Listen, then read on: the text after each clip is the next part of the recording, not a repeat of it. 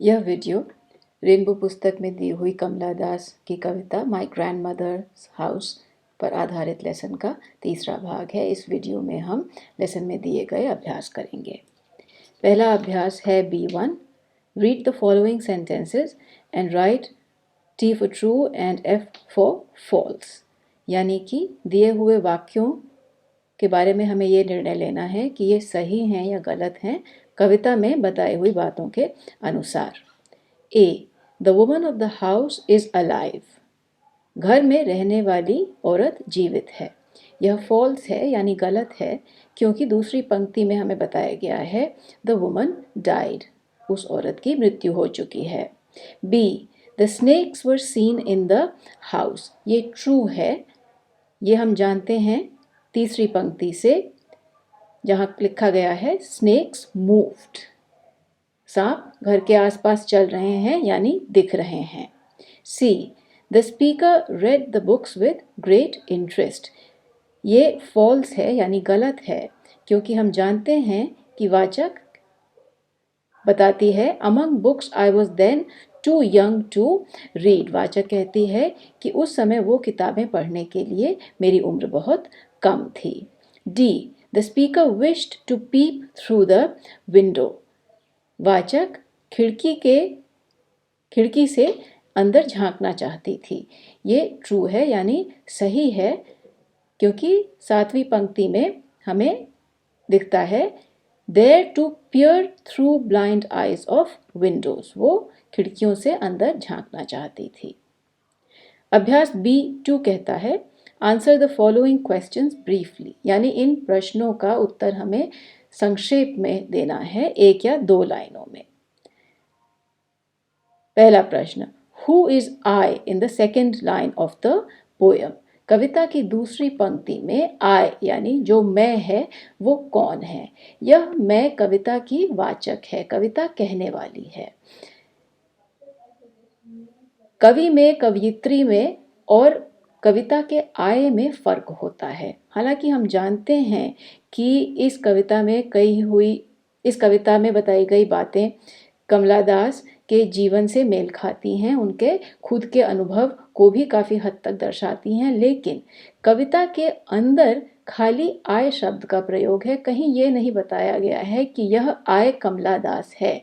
इसलिए हम यह नहीं कहेंगे कि कविता के अंदर जो आय कहा गया है वो कमला दास का संकेत देता है।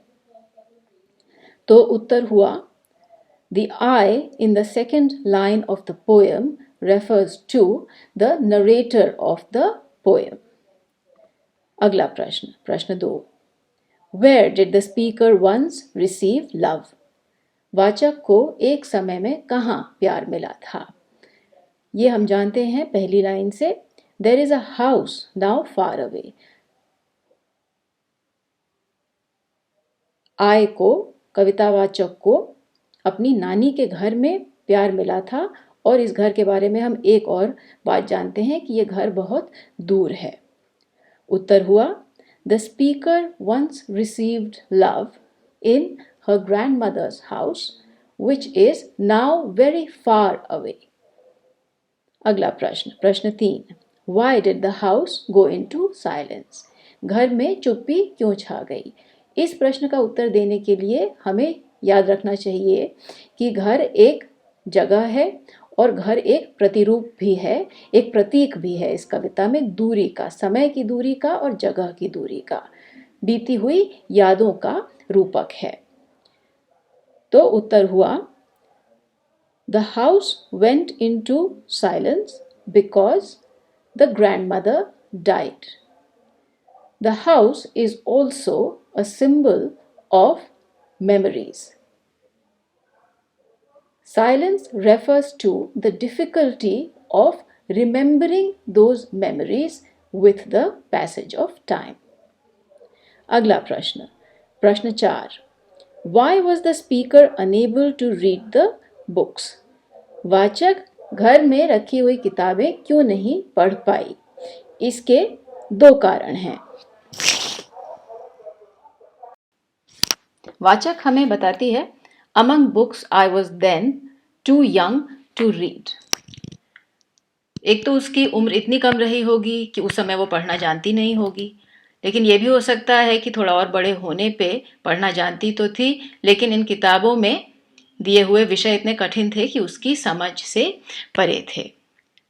आंसर हुआ, the speaker is unable to read the books either because she is too young to read them or she is too young to understand the difficult topics of these books. अगला प्रश्न, प्रश्न 5, why did the speaker often wish to go to that house?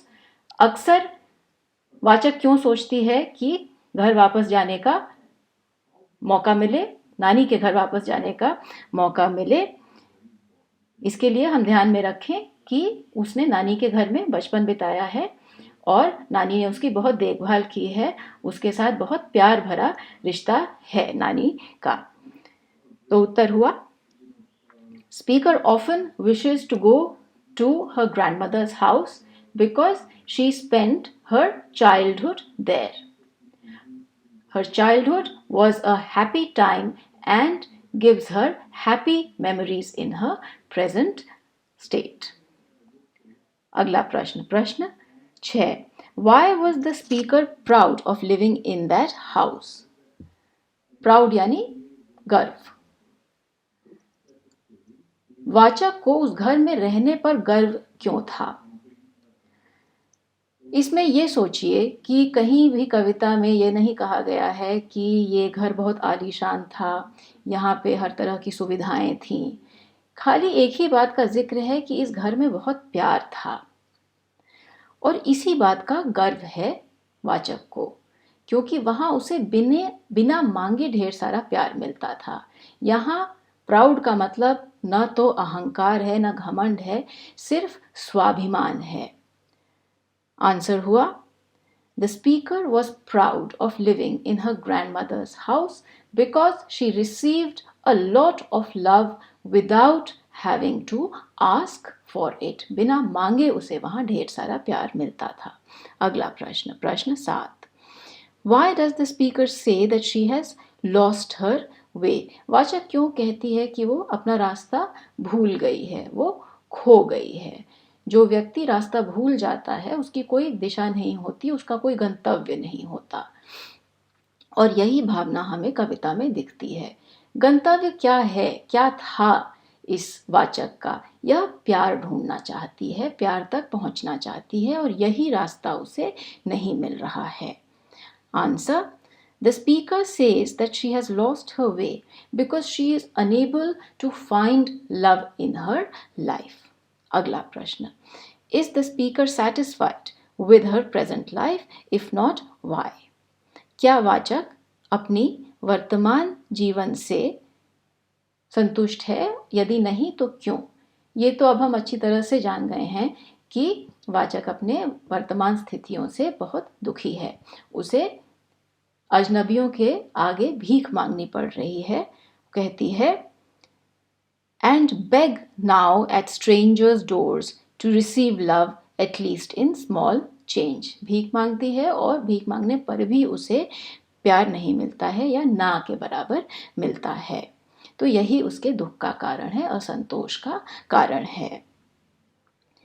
The speaker is not happy with her present life because she has to ask strangers for love. She is not satisfied because she does not receive love. अब हम long answer questions पे बात करते हैं। ये अभ्यास C1 है, इसमें 4 प्रश्न हैं, लेकिन हम एक ही प्रश्न 3 का जिक्र करेंगे, लेकिन बाकी प्रश्नों पर भी आप अवश्य विचार करें। मैं हमेशा ये कहती हूँ कि लंबे प्रश्नों का खाली एक सही उत्तर नहीं होता, इनको लिखने के अलग अलग तरीके होते हैं, और जो उत्तर हम यहाँ देंगे वो सिर्फ एक तरीका है। प्रश्न 3 है, What changes have taken place since the speaker's grandmother died? क्या क्या बदलाव आए हैं वाचक की नानी की मृत्यु के बाद? 2 जगह बदलाव आए हैं। एक तो जिस घर में ग्रैंडमदर रहती थी, नानी रहती थी, वो बदल गया है, और दूसरा वाचक का जीवन बदल गया है। तो चलिए पहले घर में बदलाव की बात करते हैं।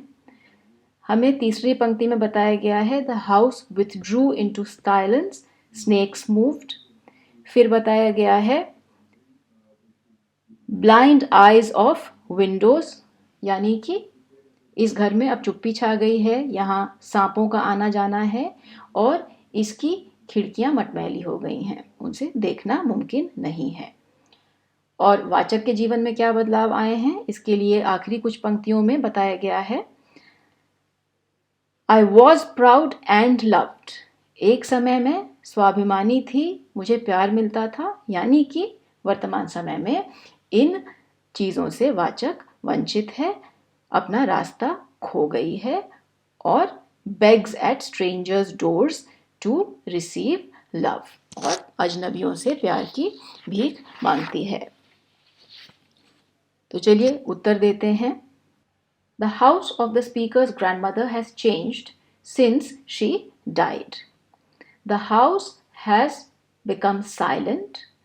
It is not full of life anymore. Snakes move about in the house, which means that the house is abandoned, nobody lives there. And the windows of the house have become dirty, it is not possible to see through them. The speaker's life has also changed. She is a grown woman now. She lives far away from the grandmother's house. She has to beg strangers for love. Even when she begs, she does not receive any love. Therefore, the speaker's life has changed from the happy times of childhood to the sad present times. Her present circumstances make her lonely. She is not able to get any emotional fulfillment from her relationships. ये lesson यहीं समाप्त होता है।